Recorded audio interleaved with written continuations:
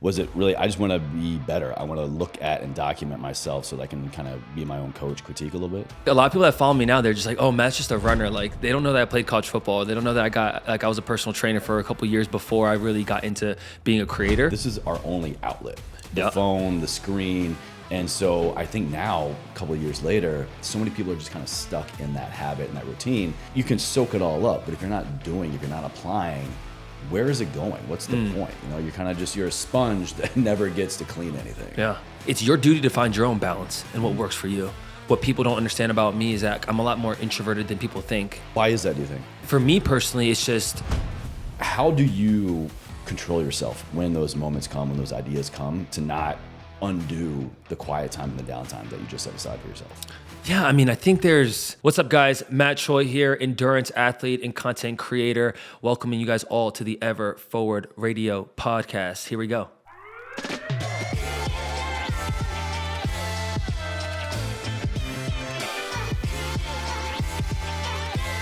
Matt, we're here, man. Live and in person finally. In the flesh, Like, bro. How many months later? Dude, it's been... Back in March? Yeah, I know. Like I know. Dude, it's best when it like marinates like this, and when it works out timing wise, it's better that way. Friendships are best marinated. Dude, for sure. For sure. That's a fact. Just like any recipe. Very true. Very true. So I ran into you actually this morning. Shout out Collective. Yeah. We were getting a little workout in. And dude, I was cracking up. I saw you walk in, like water bottle, backpack, you got your tripod. And so I want to kick things off for the creator out there listening. Is this the new norm? Is this like the new daily essentials? You got your go bag, you got your water, you got whatever you need for the day, but then you got your tripod, you got your camera. Is that what you reach for? Is that your just go-to now? I mean, honestly, the tripod just stays in my car. A lot of times I just film off iPhone just because it's convenient. So I just have a tripod like when I'm going into the gym, and people always ask me like, are you filming something specific? I'm like, no, I'm just documenting. Like, I'm just gonna get a couple clips, and if it ends up turning into a reel, or if it ends up being used as B-roll, or even just a story, part of like my journey as a creator has always just been like, I'm not ever really just trying to create content or curate a certain thing. I think there's moments of that, but generally speaking, I'm just documenting a lot of what I do. And sometimes you use the content and sometimes you don't. And that's kind of been my mindset ever since I got started. It was just like, yo, we're just gonna film, and there's nothing in particular. It's just like, if anything, I'm gonna look at my form and see if there's anything in particular I can work on in terms of my own wellness. So was that kind of the start for you? Was I want to document my training, which we're going to get into. I got a lot of questions around the running world, man. You guys are blowing my mind right now. Was it really, I just want to be better. I want to look at and document myself so that I can kind of be my own coach, critique a little bit? For sure. I mean, I got into this space as a personal trainer 4 years ago. So like, that's where like a lot of people that follow me now, they're just like, oh, Matt's just a runner. Like, they don't know that I played college football. They don't know that I was a personal trainer for a couple years before I really got into being a creator. And back then I was just very focused on the details, and I wanted to really like understand my body, right, as a human, and obviously understanding where my strengths, where my weaknesses. And the best thing about content or any type of film is that you can always look back. Like I play football, so like I'm always thinking like, oh, like roll the tape. Yeah, roll the tape. Roll the tape. Like the cameras don't lie. Like whether you are performing or you're not, or you missed your execution of a play, or there's an opportunity for you to exploit the defender. Like all those details within like film, I kind of now use the content that I get as my own film, whether it's on a pod and I'm like, dude, I wish I answered this question in this way. And I'm always analyzing, man, you know what I'm saying? So it's like, I think even when it comes to fitness and my wellness, like it comes from that mindset of like, all right, like I'm always looking for room to improve. All right, so walk us through your approach to critiquing to improve versus critiquing, and how do you not beat yourself up? This is, I think, a lot of people struggle with this, right? Whether it's in their wellness and fitness or in their own content of trying to perfect the video. I think there is a fine balance of being your harshest critic while also being your best fan, right? And I think there's a mix of that I have, where I think people overanalyze their own subjective opinion and think that that's worthy of all the weight in the world. Do you think overanalyzation, if that's a word, is it overanalyzing or just straight into comparison? I think, honestly, I think it's a mix, right? Because like naturally what we do is we scroll on socials and we're like, yo, this person that's in my space or this person that's not in my space is doing X, Y, or Z. And naturally we're like, yo, why is my video not like that? Like, why isn't it up to that standard, right?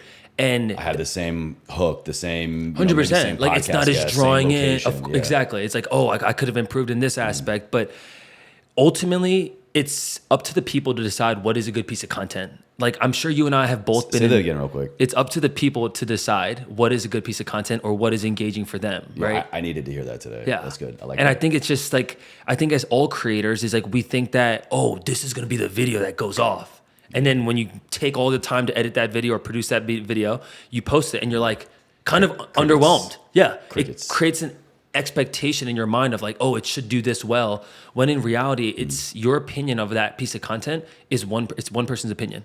You have to allow the audience, the people to decide what is a viral piece of content or what's a great piece of content. And I think for me that comes in the form of moving fast and just saying like, hey, like I'm not going to waste time on the specific cut or transition, or like if there's a typo, if I stutter, like I'm like, all right, well, it's human. Like I'm going to do that. That's actually natural. And I think the quicker people get into that mindset of like, speed is actually your best advantage, not being a perfectionist.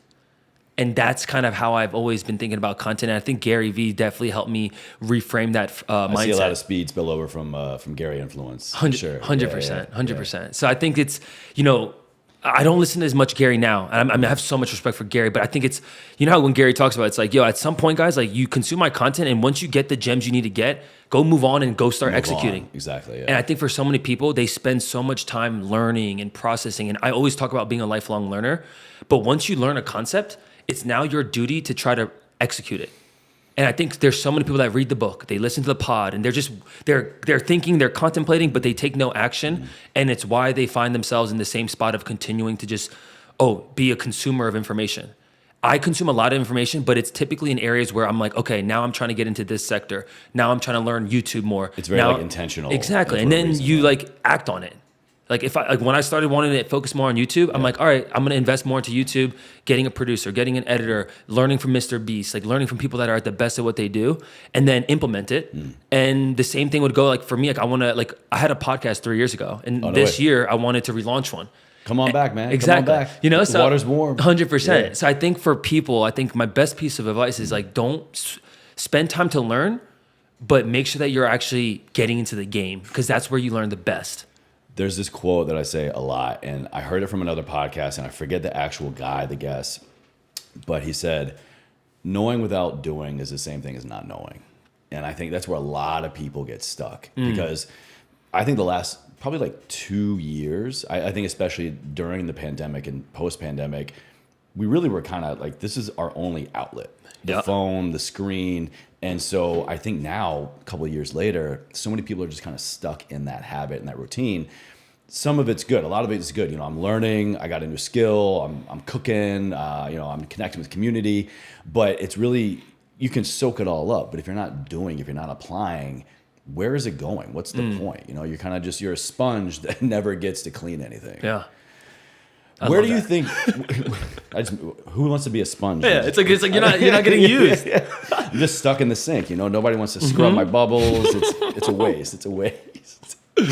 Where, or how rather, do you know where you end and the camera begins? Do you kind of have that dividing line, or is it just you kind of just go with it fast to your point, and just in the process you go, all right, this is content and this is my personal life? Yeah, this is a great one, because I recently had some friends that I haven't seen in a while. They were like, dude, you work all the time. Like, dude, you're like a workaholic. Like, when are you going to just take a vacation? And at the end of the day, everyone's life is their own to live, there's no right or wrong way to balance your own life. And I think, many successful entrepreneurs talk about, there's levels of obsession, but there's also levels of balance. Shout out Zach Pogrom. 100. I love Zach, dude. Just obsession. I love him. Obsession. I just love his work. Yeah. And even like a Hormozy, where he talks about it's your duty to find your own balance and what works for you.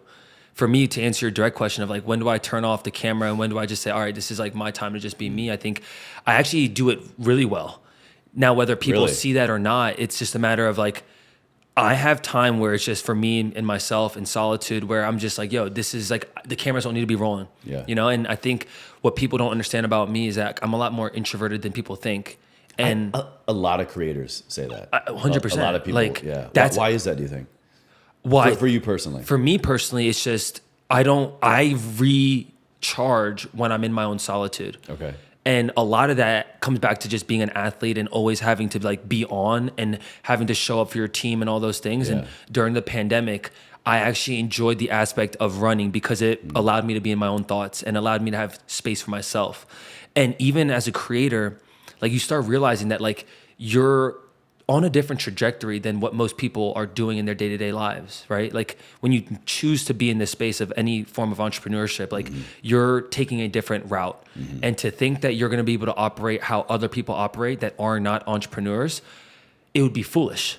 So I don't necessarily seek a vacation because I feel as if the things I do is not work.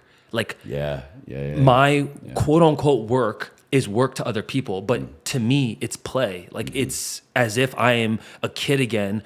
Like I feel like I'm in the most flow state when I'm able to choose the things I want to do, when I want to do it, where I want to do it, with the people I want to do it.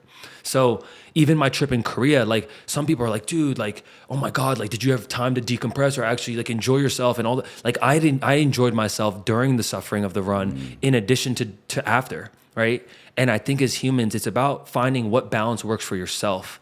And there's not like a way that I can be like, my way is right or my way is wrong. Like for each human, like find what works for you. Yeah. And if you have a passion that you love to do that doesn't feel like work, like I would challenge someone to lean further into it, because on the other side of that is a lot of joy and a lot of bliss, because every day you think it's Monday or Saturday or whatever day you want it to be. Like today I woke up, I'm like, is it Monday? I don't even know, because honestly, I feel like it doesn't even matter. Yeah, every day I wake up and it's like, I have purpose. And when you have people that are moving with purpose every day, they come into a room different. They talk different. Like you feel their energy and it's just different. And for me, it's just not necessarily looking at what other people are doing. It's just, I'm trying to find my own balance in that. But yeah, I mean, to answer your question, there's plenty of moments where I just say, yo, like this is the day, I'm done, and like cameras are off. Like I don't need to record, I don't need to do anything else. And I actually find so much peace in it. Yeah. So what happens, because I've been here, so the cameras are off, you're not creating, you've consciously chose, or literally in my calendar sometimes I'll put like literally block time, nothing. Yeah. But in the nothingness, I get so many ideas. 100%. I'm like, oh, I want to change this, I want to improve that, or this would be a good podcast, this would be a good insert whatever kind of piece of content or just piece of business work here. How do you control yourself when those moments come, when those ideas come, to not undo the quiet time and the downtime that you just set aside for yourself? Yeah, I mean, I think there's, dude, most times, because if you're on all the time, your brain naturally is stimulated. And even in the moments of silence or in quietness, like sometimes those are when ideas pop. I mean, I think for me, it's just understanding like that's like part of life as well, right? It's like it's not like a complete on and off switch of like, all right, even if I come up with an idea, I'm just going to force myself not to write it down. Just because I decided to do something differently does not mean that even my own consciousness or the rest of the world is going to get in alignment with what I chose to do. Yeah. I mean, I think honestly for me, it's like if I do come up with an idea in my like relaxation mode, it's just like you can write it down. You don't have to go deep on it. Right. You don't have to act on it. Yeah. Right away. It's just like it's obviously in your own conscious. So it's like you're thinking about this and you don't have to act on it in the current state. It's like literally, Jim Quick talks about like, your brain waves when you're in the shower come up with many creative ideas. And a lot of times when I'm in the shower, I just think of these random things. I don't ever, sometimes I'm not acting on it immediately, but it's just a thought. And can we just honor thoughts again? 100%. Like, yo, how cool is it to have great ideas and not need to act on it, to not need to do something with it? Just like respect it, that little gift of an idea, inspiration, and just like let it marinate. 100%. There we go, baby. And I think honestly, really where it comes from is having a level of patience. If you actually understand that like you're in this for the long haul, that you're not just trying to get rich quick, when I do come up with these ideas, I already know that a lot of times it's going to take much longer to actually fulfill that through than the moment of me just thinking about it. So I don't put pressure on myself of like, oh my God, like, dude, this would be a great business or this would be a great video. I'm like, okay, like now I thought about it. That's the first step of manifestation. Then from there, it's like, okay, let me write it down. And then let me see how do I actually act on this? But for me, it's like, I'm not putting pressure like, oh my God, like I thought of that idea 2 days ago and I haven't done anything about it. It's like, I just release that anxiety, release that pressure of like, hey, I can move when I want to move. I can act on these ideas or these concepts when I want to because I'm playing the long game. Like I don't plan on like selling my personal brand in a year because I want to show to people that, oh, I made it. Yeah. Like internally, I've made it off the fact that I'm attempting this in my own mind, you know? Dude, I just like feel all that. I feel all that good vibe, good energy, the manifestation, like all that stuff, man. Like you embody it truly. I appreciate it. I love it. Well, man, you brought up Korea. Yeah. And I was watching this journey. For anybody that doesn't know, this man ran Korea. Not like went to go do a race in Korea, not like a 5K, a marathon. He literally ran Korea. Why? When I first decided to do this, so much of it was around me seeking my own culture and wanting to just learn more about like where my grandparents and where my parents grew up. Like really? Wow. I'm an immigrant, so I luckily was born in the States. Both my parents are from Seoul. They're from South Korea. And it was an opportunity for me to actually just immerse myself. No different than what we talked about of how people learn or how I learn personally. Like I learn by doing and by immersing myself in that environment, in a new culture. I feel like I got a master's course on what it's like to live in Korea versus listening to a podcast or watching a YouTuber talk about the best spots, talk about where to eat, talk about what areas are popping for young people, for older people. Looking at it through somebody else's lens, not experiencing it through your own. 100%. Yeah. And I think for me, when I was thinking about the trip, a lot of it was just gaining a different cultural outlook, a different perspective. And walking away from it, it actually exceeded my expectations in terms of the conversations that we had with locals, the people that we connected with, the second family that we ended up building when I was there. And for me, it was just so much more than just this physical feat. Clearly, that was the main component of being there. And when you see things on foot and you see it with your own eyes, like it just gives you a different perspective. And for me, it was mostly about learning about like how locals felt about Korea. I think so much of me was like, I wanted to go seek my culture, but I actually ended up just with a different perspective. And a lot of that is rooted in the fact that I'm just so blessed with the way I grew up. Even though I didn't grow up the most Asian, like I played football, which is dominated by African American. Like I got immersed myself into that community. I moved around as a kid a lot where I never really lived in areas where it was a lot of Asians. Like I didn't grow up in California where it's like, oh my God, like 80% of the students are Asian, where you feel like that's more comfortable. If anything, I grew up in areas where it was way more diverse. White people, Spanish people, black people, like, and it's just like a diversity, a pool of humans. And which is great and has its place, but like it's a beautiful thing. But I think it's really important. I really want to highlight here for people to like recognize how amazing diversity is, but also like honoring your culture, honoring your roots, your origins. Everyone, I think, should have the right to explore that, for sure, and extract and then apply. 100%. And I think that's my biggest takeaway was how proud I am in terms of how my mom was able to raise me and my brother as a single mom. Damn. Like ultimately, like there's so many great things about Korea. Yeah. Equally, there's so many great things about living in the States. And I think it's the perspective that when you travel, it's just like realizing what you don't know because you don't live there. Yeah. And everyone thinks that the grass is greener, 100%. But it's just greener where you water it. And I think for me, that was the biggest eye opener. It was like leaning further into culture, but then realizing like, damn, like there's things about Korea too that aren't the best. As great as they had it, they've prospered so much since the Korean War, which was in the 1950s. And in a matter of just 50 to 60 years, they've prospered. They're one of the top 10, like in terms of revenue, like they're one of the top global countries. Damn. So for them in a short amount of time to innovate that fast, to grow technology, to grow their infrastructure, it's amazing, dude. It's so dope. Shout out South Korea. Shout out. If you haven't been, crushing it. Seriously, it's worth going. Yeah. It's like, Seoul is equivalent to like a New York City. It's got 10 million people that live in it. Holy shit. New York has 8. 10. Damn. All right, on the list. I've never been to Asia. You'll love it, dude. Food is delicious. You'll really... And dude, there's a lot of foreigners in Korea. I know. I see. It's kind of like this new thing. I see. Dude. I don't want to call it trending, but I see. Maybe it's just awareness theory, but I do see it popping up a lot more with people on their travel. And dude, and Korean. Like I think Asian culture is just kind of having a moment too, like K-pop, the Korean film. You know, back from DMV area, man. You know, Korean barbecue. Dude, of course. I mean, cuisine wise, it's by far getting more immersed into American culture. You know. I want to go back to something you said. You were talking about how you were running, you were enduring. I forget exactly what you said, but basically kind of like you were changing your perspective during suffering. You were running. How many miles did you run in Korea? 296 in 10 days. All right. So no doubt there are days when you're in your stride, you're in your happy place, but there are days when you're in the suck, man. And I really connected when you said that because it took me back to a lot of times, when I was in the military on a ruck march, just you're in the suck. You're on mile 5, mile 10, mile 20, and you've got all this weight. My experience, you're hauling ass, running your body weight for tens of miles as well, hundreds of miles.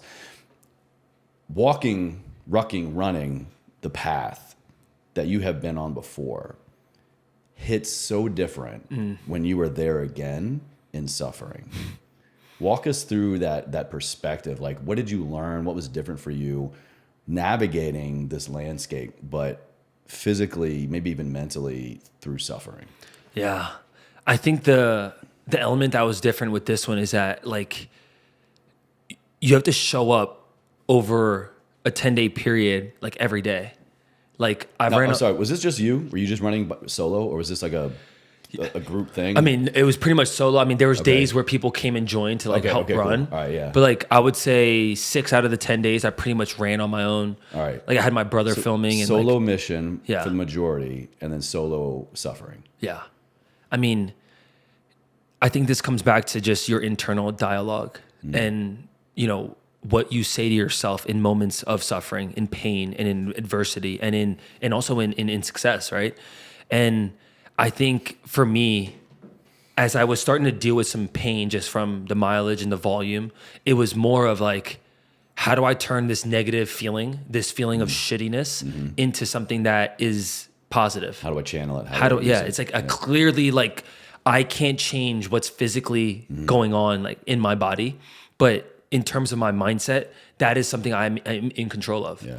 And you actually, I want to remind you of some powerful mantras that I saw you share of, I'm sure, how you kind of endured the suffering. Yeah. 1, be present. 2, embrace the struggle, which I really resonate with. Military phrase, embrace the suck. Yeah. 3, this is what I do. It's me versus me. I love the dirt, the shit no one wants to do, and there is no failure. How did these mantras, if you kind of maybe expand on where I picked up there, how do these mantras get you through the physical suffering? Yeah. I think mantras are just a great reminder. They're short and sweet, but they're a great reminder of how far you've come and that the end result is not what people should always look at. I think that I love what I said of, like, this isn't a failure if we don't make it, right? Yeah. And I think that actually is the game of life. It's the attempt. It's putting yourself in an environment to fail. And it's the man in the arena quote by Theodore Roosevelt, right? It's like, it's so easy to be in the stands or to be following along, like, I bet he's not going to make it. Look at his form. Like, he's hurting now. He's not going to make it to day 10. And all of those things where at the end of the day, the opinions of sheep don't really matter.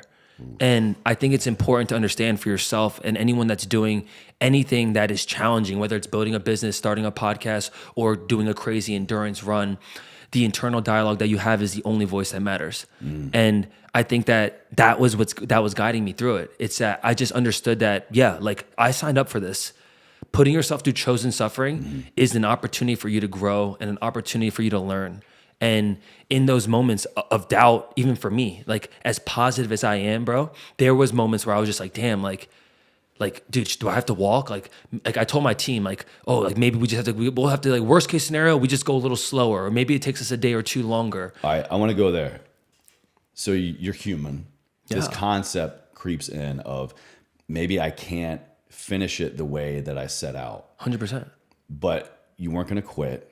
How did you go from changing to not allowing yourself to change, to just the concept of changing my goal, changing my intention, and then actually getting back on the horse again? Yeah, I think, dude, this is I think this is really relatable for a lot of people. It goes back to, like, not beating yourself up too much and giving yourself some grace while also pushing yourself and not breaking your body off. Yeah. Right? I think, like, everything in life is about balance. Even in those moments, bro, like, in my mind, you're right. Like, I set out a goal to do it in 10 days, and I would be okay if I was compromised to then say, oh, if it took 13 days, like I don't care if someone's like, oh, Matt didn't do it in the days he did. You come do this in the time frame. So I think it's just in that moment, it's like understanding that, hey, there's always a plan B. There's always an opportunity to turn your circumstance into a positive one. And as long as the only people that fail are the ones that quit. And in that moment or in anyone's journey of life, like if you don't quit, if you actually continue to persevere in whatever you're going through, at some point you're going to come and find the light. And that light could mean that, hey, I gave it my all and this is what the result is. Or it could be accomplishing the thing. Whatever the result is, I think for humans, if you understand that you gave it everything you had, you can live with that. Yeah.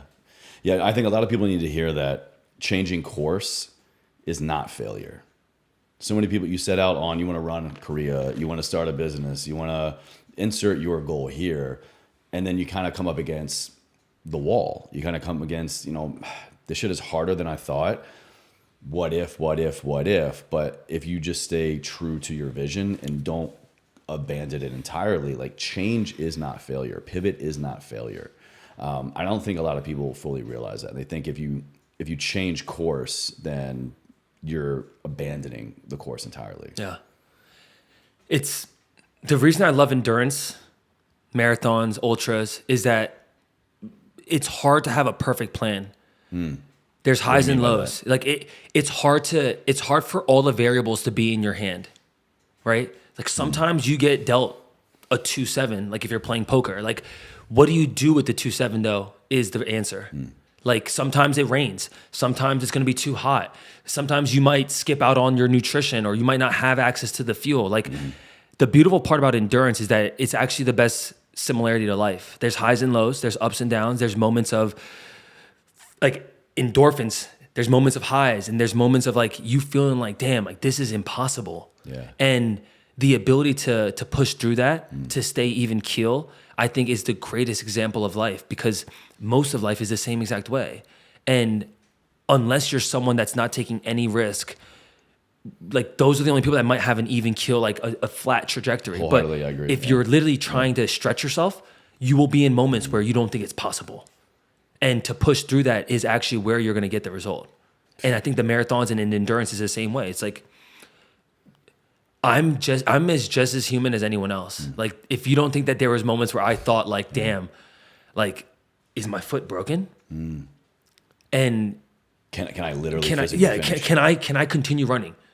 Damn. Like, do I have to walk the rest of it? It's like, what is that going to look like? Not just for myself, but my support team. Yeah. Like now I'm having other people that are bought into this same vision that I sold them on that shoot, now we're going to be out here longer. We're going to have longer days. We're going to be out here for more days. Like there's so many of that. There's so many of those variables where you're like, fuck, like, is it doable?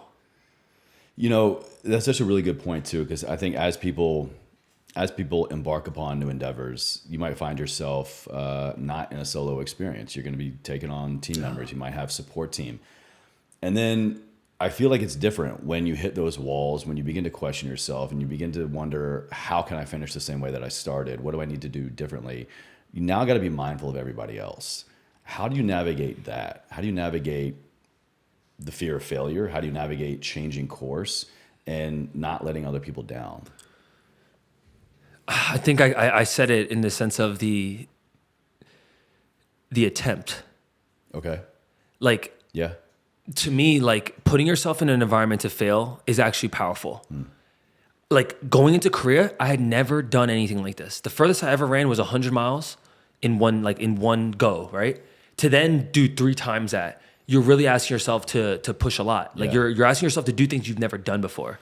And for me, getting into situations of the unknown, where you don't have all the answers, where you don't know what you're going to feel like or how you're going to respond, I think is an ingredient of success.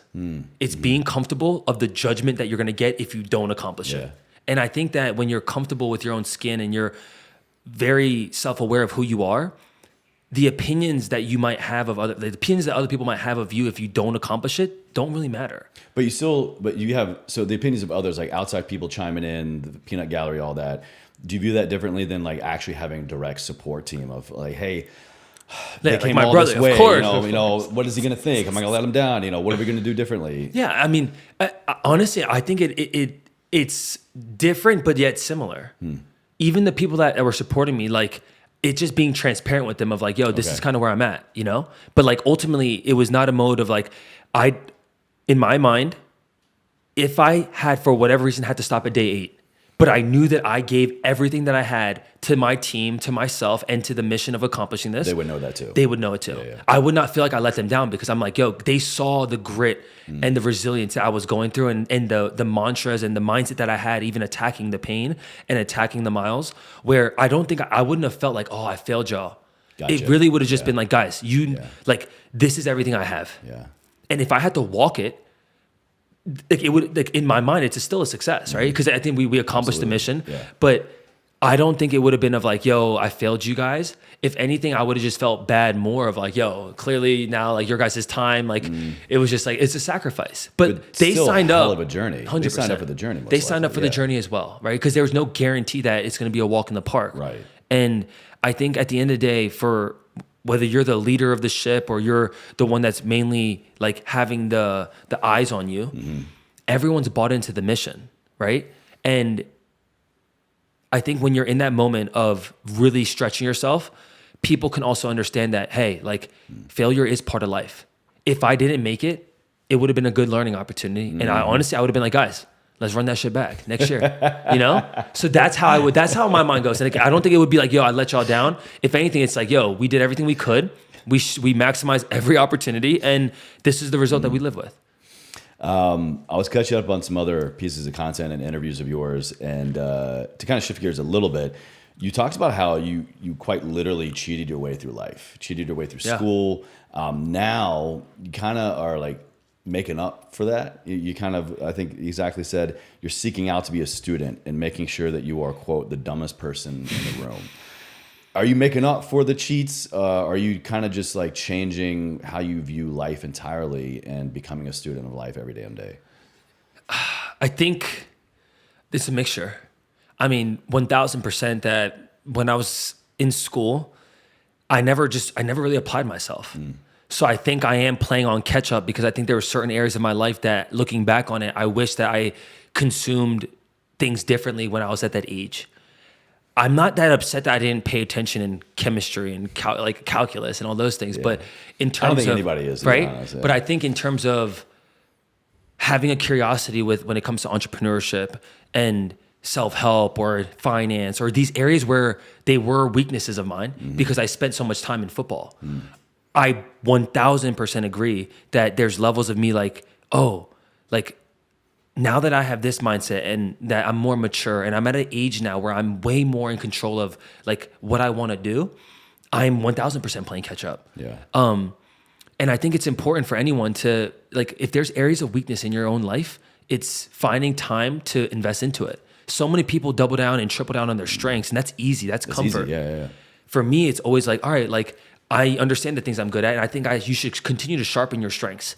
But doubling down and tripling down on your weaknesses allow you to expand your horizons in terms of who you are as a human. And that's kind of the boat I'm in now, because for a long time, bro, I was just solely invested into one thing, and it was being a football player.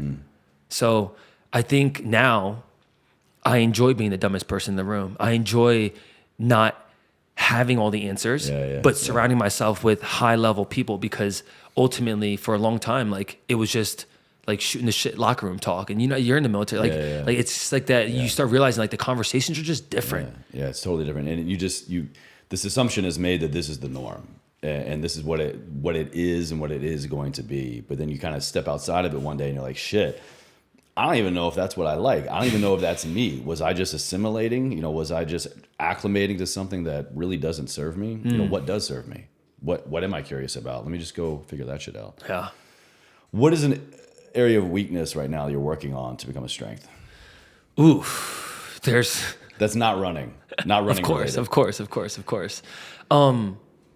I think even myself as a creator, dude, like, people give me so many flowers, like, dude, like, it like seems like it's so easy for you to make content, all this, like YouTube is a space that I feel as if is a weakness for me still. And the ability to storytell long form, the ability to keep an audience engaged throughout a long form video. Because most of your stuff is short format. Yeah, most of it has been. And like the past year and a half, I've invested a lot more time, energy, and assets into building my YouTube channel. And I still think it's an area that I can improve. And how so specifically? What are you trying to improve on YouTube? I think it's just storytelling in a long form capacity. And I think what Mr. Beast does best is that he addresses exactly what the video is going to be within the first 5 seconds. And then his ability to keep a middle school level mind attached to the video throughout the whole concept. It's something that I'm still working on in terms of how I portray it in video, in addition to how I want it post-produced by my team. And I think that as a creator, you should always be sharpening your own tools. Like, I'm always willing to stretch myself in other areas because, like, I don't think I'm the best creator in the world. I think I do great stuff, but at the same time, like, there's You're doing all right, man. I appreciate it. You're doing some great shit. Yeah. I appreciate it, but I think I always look at my content as like I'm analyzing it all the time. Like, why did someone consume this piece versus this? Like, why did a Chicago Marathon Adidas video do way better than my other marathon videos? And there's so many elements of content that you can digest, no different than the film that we talked about. And for me, I would say YouTube's an area where I'm heavily focused on for next year again. And I think for any creator, finding the chinks in your armor, it's good. It's really good. It's the most important thing. 100%. Because if not, like, your content gets stale, and it becomes. I know that there's certain things I can do for short form that will have excessive performance in terms of the vanity metrics. But sometimes knowing that, it becomes your own crutch because you just produce the same stuff over and over. Where, like, I'm willing to challenge myself outside the box and be like, all right, like, let me do a what I eat video, or let me do like a skincare video. Cause like there's elements of who I am that I have not always shown. Right. So, which was great, by the way. I saw the one you did. That one was, dude, it was great. It did great. Guys, take care of yourself a little bit. Take care of your skin. I want to go back to something in running that I really want to kind of just dive into your mind, and kind of going back to what we were talking about earlier about when you're in the suck, really. What goes through your mind in mile 1 compared to mile 10, compared to mile 20 to 100? Like, as the suck gets worse and as the miles stack up, what changes in your mind? Is it a different mantra? Is it different self-talk? Is it just a natural progression that kind of comes naturally? Like, how does the mind evolve with the body work? Yeah. I think the mantras are a big key. Like, I'm not in a pain cave at mile 1. So for me to be like, I love the dirt. It's like, it doesn't, like, the context is not. It doesn't stick. Yeah, it doesn't match how you're feeling. Yeah. But I think the first thing is you assess your own body and how you're feeling. And as I've gotten very used to marathons this year, like, I know that there's a point within the 26.2 miles that, like, it happens differently every race. Sometimes it hits you at 18. You're like, damn, like, I feel a little twinge in my calf. I feel a little twinge in my hammy. Like, I can clearly feel like my heart rate is higher than at a different point at a different race, right? And it comes back to what I said earlier about, like, all the different variables. Weather, the course, there's their elevation that you're facing, and every marathon brings different challenges. So even my own mantras to myself, it just changes based on how I'm feeling. I think one that I can really pull back to is when I was in Leadville. I helped a friend this year in Leadville, and I ran the last, Nate Boyer. Dan Churchill did that at Mutual Dan did Home. it, exactly. Earlier this year. Yeah. He went through some suck on that. Bro, Dan, 100, and Dan's a beast of an athlete. And like, dude, Leadville's no joke.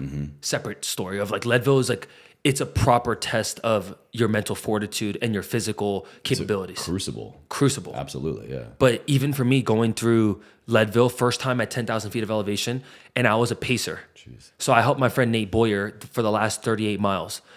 We were coming up on mile 26 for me, which is probably 80 something for him. And we were reaching a summit of a mountain, like 12,500 feet. And dude, like, this was the first time where I was summiting elevation and you're losing oxygen every step that you go up.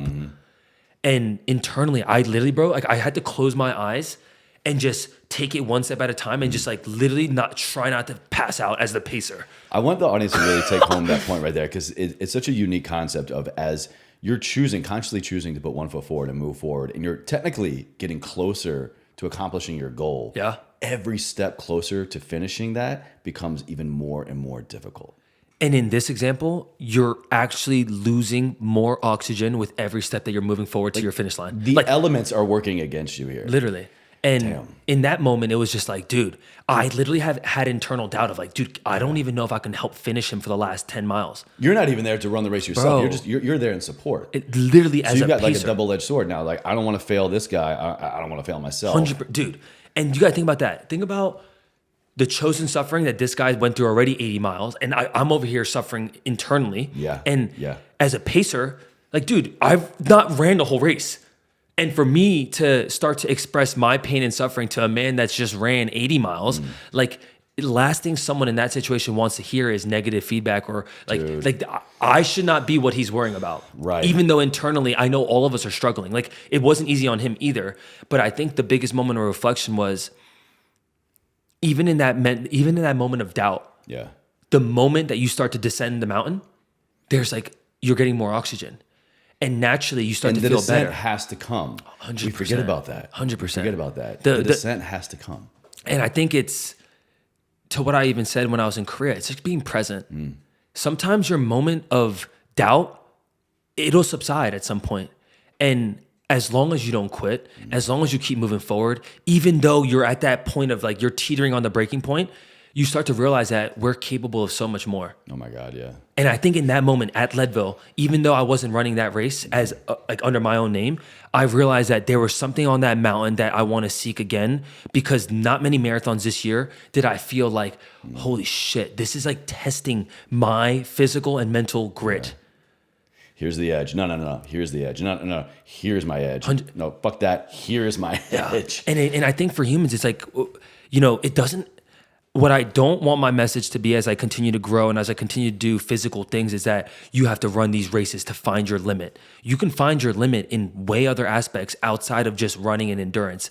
That physical aspect is just a way to really get the result fast. I always preach patience and delayed gratification, but there is something about during a course of a marathon or an ultra where you're literally putting your body through a suffering, and within a couple hours or 10 hours, you will find what you're made of. Oof, shit. And there's something powerful about that, because it isn't like doing Pilates for 5 years or doing yoga for 8 years. And like, how do you test yourself in yoga? Yeah. Is it by holding a position for X amount of time? There's something about running that it gives you a result. And for other people, if you don't like to run, well, then find something in your life that can challenge you in that aspect where you can see if what you set your mind and body to, can you actually do it? Where the mind goes, the body will follow. Period. It's kind of a mantra I live by. Period. All right, so let's talk about running a little bit more, but kind of in the community aspect, man. Love that. Personally, I feel like running is becoming this new, it's spreading the nation. It's this craze that is kind of taking the place of where traditional fitness had its place, especially in social media the last several years, last like 8-10 years. Why do you think running is becoming the new thing that everybody is flocking to? Like, I know people that are ditching the gyms and just getting some miles under their feet. Yeah. Why? This is a great question. And there's so many reasons, I think. But the first thing is the amount of friction that sometimes gyms and facilities and different modes of fitness require for people to get into. It's just harder. Like barriers to entry. Barriers of entry, like location. Cost, knowledge, not knowing what to do when they enter the four walls of a gym. Safety. When you run, most people don't have to get taught how to run. You lace your shoes up, and whether you have good form or not, you can start. Like, you can begin your journey. And that is the barriers of entry to running are very minimal. The second layer, which I think really gravitates people, is the social component of getting to meet new people. Yeah, that's kind of another note I had down of, I see running becoming this new thing in, physical activity, exercise world, but also it's like that in the community have just like absorbed each other. I can't tell where one ends and the other begins. It's powerful. At the end of the day, as we get older, it gets harder to build community. Running allows people an opportunity to connect around wellness, around community. It's not necessarily like drinking is not the focus, where most people, they have their networking or happy hours as a moment to get to know people, where you get to know someone on a run, you have a higher connection together. You get to know them. Yeah. You go, there's something to be said for getting to know somebody and getting to know somebody through a common difficulty. Shared suffering. Bro, totally different bond, man. And people call it trauma bonding, shared suffering, whatever you want to frame it as. I think that there's something around doing that together and then breaking bread together afterwards. Like I know many clubs that go to they'll go get a beer after running, right? It's like you accomplish this physical feat and then let's go break, like let's go chill now, right? And I think running is having a moment right now in the world. And there's a mix of during the pandemic, it was something that allowed people, it was something people could actually do. It's very true. And now you have all these clubs and organizations. So many gyms and everything shut down. Dude, for sure. Yeah. And I think in LA, it's polarizing. They turn into speakeasies. Like literally I would go to the back door and like, hey, code word. Like, hey, I know so-and-so. Like, oh, cool. Are you a cop? Literally was asked, are you a cop? Yeah. So I think in my opinion, that's why running has now kind of, it's getting to a pinnacle where, dude, so many young people are getting involved now. They're running marathons where you look back 5-10 years ago, dude, marathons were looked at as an older dad's activity. It's so true. I didn't think about that. Right? It's it was done by older people. And it's like what runners did kind of like at the end of their career. Like you would run and train for years and years and years to just do that. Like, and then you have the gamut of all the running creators and all the people that are making social content and they're sharing their journey of how they got into it. And shout out Zach again. 100%. Miranda, dude, guys that aren't runners, right? Right. They're literally taking themselves from their industry, their niche, and they're getting into this activity that it's challenging themselves. And it's then allowing them to build community outside of just what they're known for. Yeah. And dude, anytime you have a sport that is able to captivate younger audiences, it's always going to be a positive thing. And brands are seeing it. The money that's getting into running is significantly higher than CrossFit, than Olympic weightlifting, than a lot of these activities that are weekend hobbies, right? Yeah. So dude, now I see pop-ups all the time, like Nike Run Club. Insert any big brand here, Run Club is just dominating. And if you see ones that are not doing it, they're struggling to find their space within the running community. And there's so many new run clubs out now, dude. Dude, it's in Austin. I can't tell you how many run clubs. Like, I think, does Danny do one? Or I see Danny has a 4 a.m. run club. 4 a.m. run club. Yeah. Conrad, I see he kind of does a 5 a.m. run club back in LA. He hasn't gotten me yet. We got to get you in there, dude. So anyone in the military can attest that you run a lot. It's kind of like a lot, all that you do. Time the 2 mile, right? 2 mile? Yeah. Dude. What's your best 2 mile? I have never tested that. Really? All right. So my best was 12:32. Amazing. That's 12:32. Yeah. Pretty solid. And oddly enough, it came off of the tail end of an injury. Okay. I think it was like a hamstring or like I had a stress fracture, something in my foot. I was basically off. I didn't do shit for like 2-3 weeks. Came back. I got scheduled for a PT test. I thought I was going to bomb it. My best run time ever. That's amazing. Talk about downtime, man. Supporting, being able to bounce back even better. Which is really important too. Yeah, it truly is. Yeah. I forget where I was going with that. But, running, I think is becoming this new thing. And you said something that I think got me thinking differently about it. And I was just looking at running as, like, it's just like the new hot thing. It's like the new hot trend in fitness and stuff. But I think, especially for a lot of high performers, high achievers, the biohacking, people that are just very curious about the human potential and what can I do, what can I maintain, what can I do differently. You said something that was like, this is different. This is, getting people out of the CrossFit, out of the gym. This is something getting people out of the known territory and like, you know what? I haven't run in forever. I know I'm not good at running, but I've been doing all these other things to challenge myself, tweaking this routine, manipulating that variable, biohacking this, whatever. This is something kind of left. This is like uncharted territory that, you know what, if I'm really all about pushing my limits and finding my edges, man, this is wide open territory. Yeah. And I mean, dude, the barrier to do that with running is minimal. Just get shoes, go. Bro, like put on your shoes, go. And I think the beautiful thing is like, sometimes like even for me, like as much relatable content as I make, the more I do crazier challenges, the less relatable it is. Very true. Right? Yeah, so I think it's important for people to understand, like, don't compare your time and your journey with anyone else on social, with anyone else that you're seeing, because ultimately, like, what's fast for me is impossible for someone else, but it's slow as hell to compare to like a Kipchoge. And the same thing could be said with anyone. So if you're starting your journey, like, don't look at what someone that's running a marathon is doing. Like, start with the 5K, start with 1 mile, and begin your journey there. And the more and more, trot. and the more you do, you realize like, oh, like you can improve at this, and it is uncomfortable to start, but in most things in life, like that's actually where the most growth happens, is like when you're teetering on that edge of, damn, can I do this? I don't know. And like all that mental doubt happens, and it actually, bro, has so much helped me in business and content, and it's instilled a level of patience and discipline that I also had from football, but when it's around a hobby that you don't necessarily love, it just shows you like you can change and adapt. And I think as humans, that's the most liberating feeling, is to know that you're in control of your life and that you have the power to change. And if you can actually contextualize and understand what that feels, that you are in control, you don't point the finger anymore. You don't live like a victim. Like you can adapt, like stop living in the past and live in the present and continue to move forward. And I think that's what running, dude, it's truly taught me that, of presence and also manifestation of goals and dreams and things of that sort. Well, I feel like you kind of just hit the nail on the head for my last question. And this is what I ask all my guests to bring it back home to the theme of the show. So Everforward Radio is all about having great conversations with people that embody, in my opinion, the mantra that I live, that my father lived, that my family lives. And it's you figure out how to move forward and you live a life ever forward. What does that mean to you? Those two words, ever forward. How do you live a life ever forward? Yeah, I mean, I love that. I mean, obviously what I said, I think it kind of piggybacks on it, but I think even more so, to me, it's just not being stagnant. And regardless of what moving forward means to someone else, I think ultimately it's just not quitting on yourself. And I think when people get stagnant or they get comfortable, a lot of times they've quit on themselves internally at some point, right? Yeah. Like whether it's on their relationships, whether it's on their own wellness or their fitness or their business, like internally they said like, oh, it's not for me anymore. I can't live that life. I can't be that person. I can't be a marathoner. I can't start a business. And internally they've allowed themselves to quit on themselves.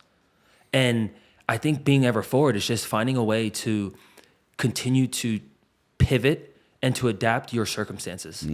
So much of who I was a couple years ago, you wouldn't even recognize me, you know? And I think for people, if they understand that if you continue to press forward and you continue to be a student, like you can do anything in this world that you want. It might take some people longer.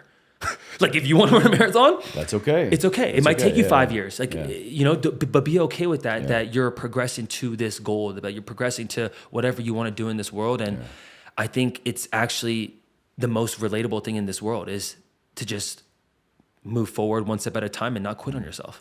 You know, I think that's such a powerful takeaway. A lot of times people, and there's never a right or wrong answer. I appreciate everyone's interpretation. When you say I want to move forward, I want to go forward, ever forward, it's just like how? Like, how do I go? How do I do? But you can kind of rethink that. You just need to go, if I just don't quit, if I just don't stop, that I think allows you to kind of really give yourself grace, to your point earlier, but kind of go back to the point of acknowledging that I am doing, I am moving. It's not about how much more do I need to do, how much more do I need to be, but honor what I am doing because this has gotten me thus far. And if I just don't quit, like in a week, in a month, in 10 years, I'm gonna look back and it's gonna be the same thing I'm doing right now. Period. Or not doing the same thing, but you know, I'm gonna realize how much further I've come. Dude, I pinch myself at times when I think about and I reflect on just like the journey that I've been on and like people that I used to look up to that I get to sit at the table with or whatever it might be, right? Like whatever that sliding scale of your like manifestations that end up coming into reality. I think for people, it's like, if you actually contextualize it internally of like, we live in a day and age of technology and access. And if you want to do something, you want to learn something, you want to get better at anything, like it's actually, there's no excuses now besides the ones that you're creating in your own mind. And I think to your point of the ever forward, it's just like, yo, we live in a day and age where there's no excuses. Truly, man. The only thing keeping you from access to what you want is action or inaction. That's it. There's literally no excuse with a phone, a camera, a microphone, with just getting out and, you know, finding a run club, like literally just taking action, plugging in to the people, the environments, the things, the mindsets that are in alignment with what you want and the access that you think that you need or want. Like that's literally the only difference between having or not having is, are you taking action or not? Yeah. You learn by doing. Absolutely, man. Not by consuming. Well, dude, Matt, this has been great. Like seriously, You're a hype man. What you're doing is incredible. Your energy is unreal. You're doing you, but also I love the community that you are plugging into. I love the community that you're fostering and building. You're a leader, man. You're a leader, true leader. I appreciate it, bro. It's been fun to share this space and chat about the journey, and it's been fun because like this is like the first one I've chatted about like Korea a lot and like. Oh really? Okay, cool. Because I mean I've done some PR stuff post. I'm sure. Like with Strava and some other stuff, but like it's a gnarly event. Yeah, no, dude, this was. I appreciate you having me, man. Oh, my pleasure, man. Seriously, the joy's all mine. Where can the audience go to connect with you more, learn more about what you got going on? I mean, you guys can follow me on Instagram and on TikTok, Choi_6, and then on YouTube if you want to see some more long form, which we're consistently improving. You heard on YouTube 2024 coming in strong. YouTube. Yeah, baby. Check it out there. Matt Choi. Appreciate you.